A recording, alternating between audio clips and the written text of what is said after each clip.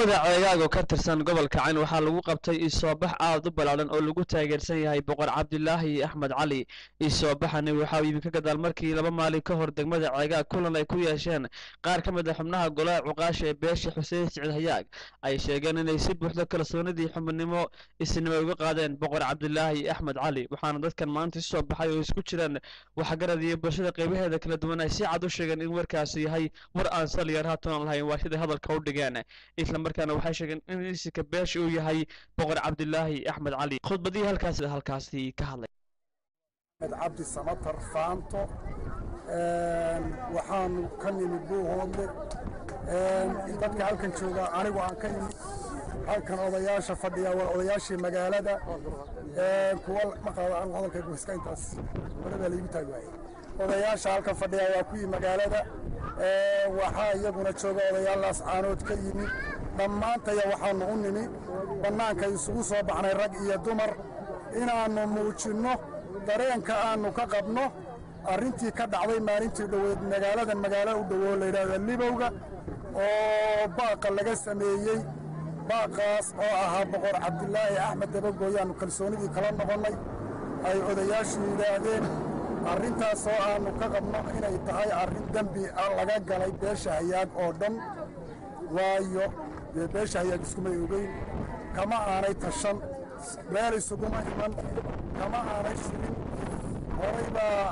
ay u dhacday warqad internetka la soo geliyay 130 qof ku qoran tahay markii aanu xogadaal u noqonayna 13 qof ay ka og tahay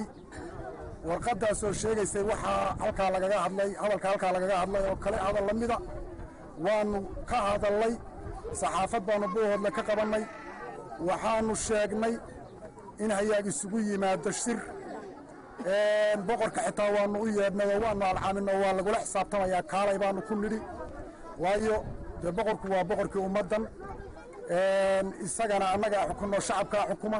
isaguna guddoonka iyaguu leeyahay horeyna u lahaa imikana u leeyahay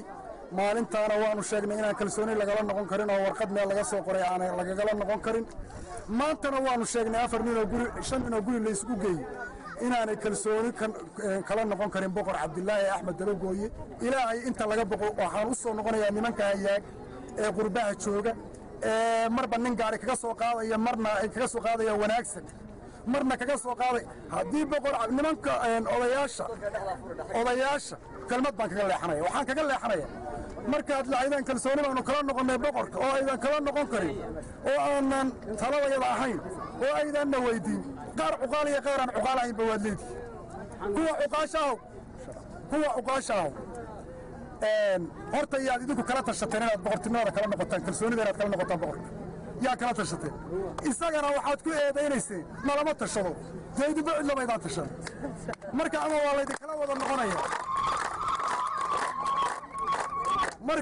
ama waa laydinkala wada noqonaya kalsoonida oo kulligiinba lama tashataan dee isagaana idinku dambaynaya wallaahi intiina kale marka lagala noqdaa isaga yaanu isaga ka tashanayna waxaan u sheegayaa dadka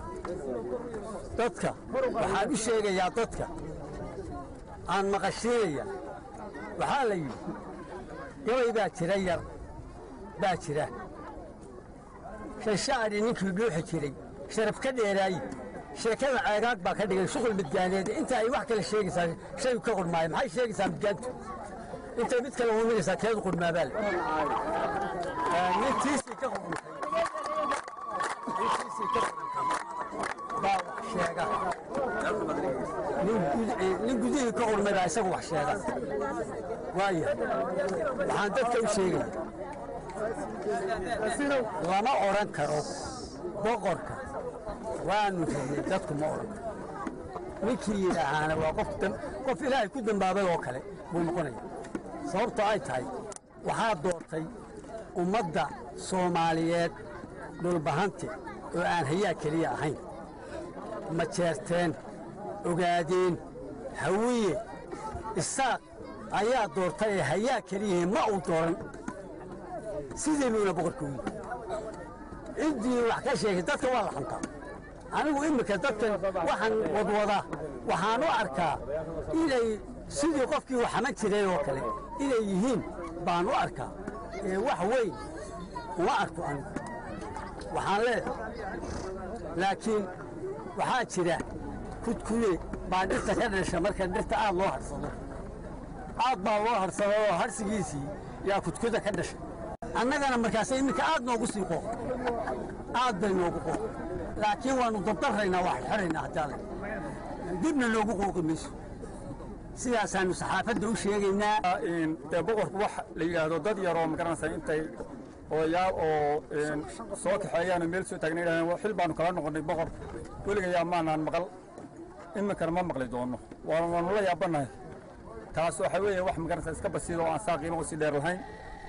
marka waxaan u sheegaynaa saxaafadda in aanu boqorkaanu doornay uu boqorkaygii yahay ummadda boqorkeedii yahay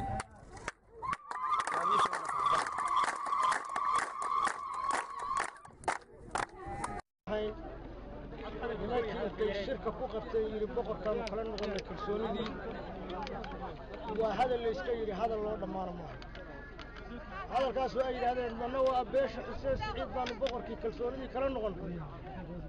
boqorka annaga ka xalsinay qabiilka kale hayaagna annaga ka xalsinay yana hadalkoodaas mid wax ka jiraan maaha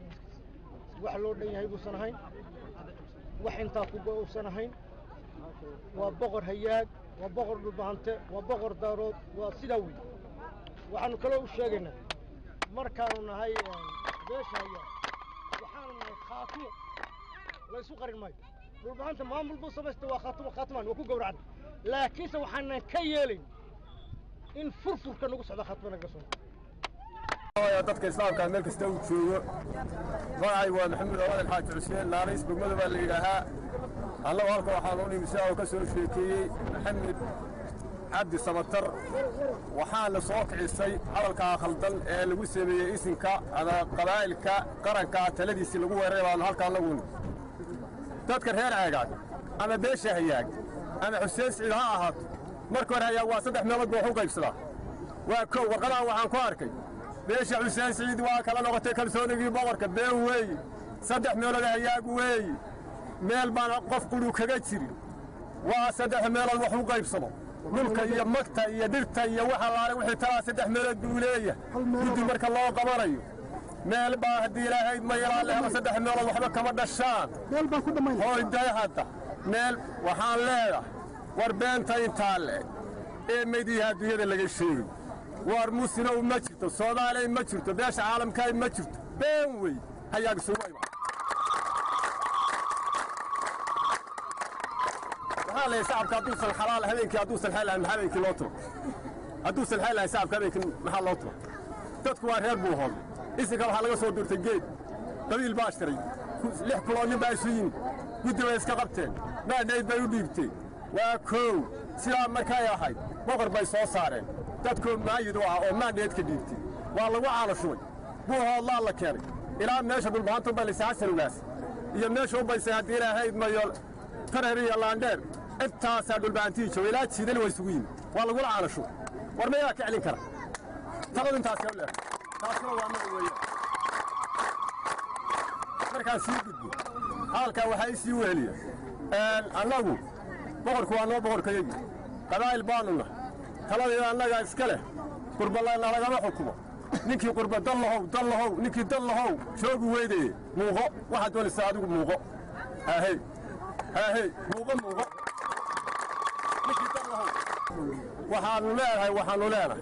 annaga loolama taliyo annagaa talada soo goyne annagay naga soo baxdaa odayaashaanuna guddoonka annagaa iska leh waxaannu ku taageero boqorka annagaa boqornay waa boqorkayagii waa boqor soomaaliyeed waa boqor daarood waa boqor kablalax daarood waa boqor koombe waa boqor harti waa boqor dhulbahanti boqorku kaa weeye waa boqor muslim boqorka waxaan leeyahay boqor cadaaladeed noqo boqor cadaaladeed ugu dambayntiina kulankan ka dhacay degmada ceegaag ayaa si weyn loogu taageeray boqor cabdulaahi axmed cali waxaana la soran karaa waa kulankii ugu ballaanay dadka deegaanku ay ku yeesheen degmada ceegaag ee isinka si weyn loogu taageeray